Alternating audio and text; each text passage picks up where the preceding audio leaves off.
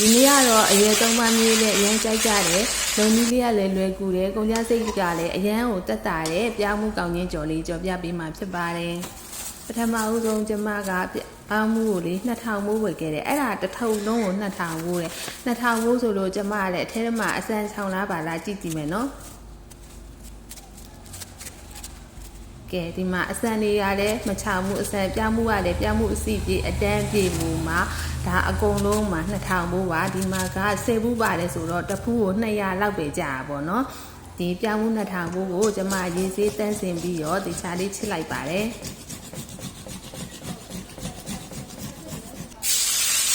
ပြောင်းမှုလေးချစ်ပြီးကြွားနဲ့စီပြီးကြွားလာပြီးကြွားနဲ့ဒီနာချစ်ထားတဲ့ပြောင်းမှုတွေကိုထည့်ပြီးတော့ကြော်လိုက်ပါတယ်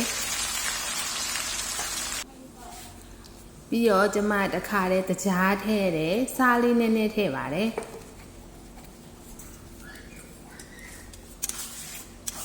ထည့်ပြီးတော့မှွေလိုက်တယ်ပေါ့နော်ဒီနေရာမှာကျမပြောင်းမှုရဲ့အစိမ့်နှံလေးပျောက်တီတီကိုအရင်ကြော်လိုက်တယ်ပေါ့နော်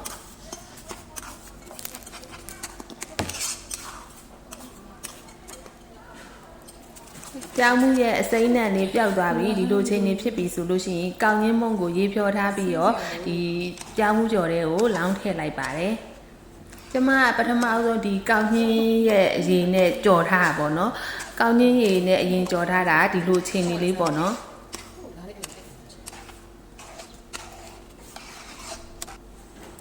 ဒါမှကောင်းရင်းရေကုန်သွားပြီဆိုလို့ရှိရင်ကျမရေးထိုက်တာဒီမှာမပါသွားလို့ရေးလေးနည်းနည်းလေးပဲထည့်တယ်ထည့်ပြီးတော့မှွေရေးလေးနည်းနည်းလေးထည့်ပြီးမှွေအဲ့ဒါဘလို့အချိန်နေပြီးမှွေရလဲဆိုလို့ရှိရင်ကောင်းရင်းအနက်ကောင်းရင်းမုံရဲ့အနက်ပျောက်တီတီကိုမှွေရတယ်နော်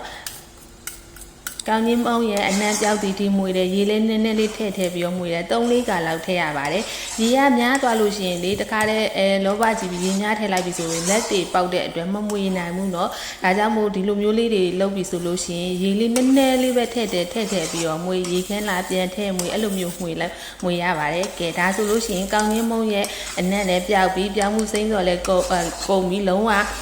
စီပိုင်းလေးနဲ့အရန်ရစာရှိပြီးစားလို့ကောင်းတယ်ကလေးလေးတွေအဓိကကြိုက်တယ်ပေါ့နော်ကျမတို့ကလည်းကြိုက်ပါတယ်အဲ့လိုမျိုးရန်ကိုကြိုက်ကြတယ်ပြောင်းမှုကောင်းရင်းကြော်လေးရပါပြီကဲအရန်ဒီလုံနီးလေးကအရန်ပဲလွယ်ကူလုံးလို့လိုက်လှုပ်စားကြည့်ကြနော်ကျေးဇူးပါ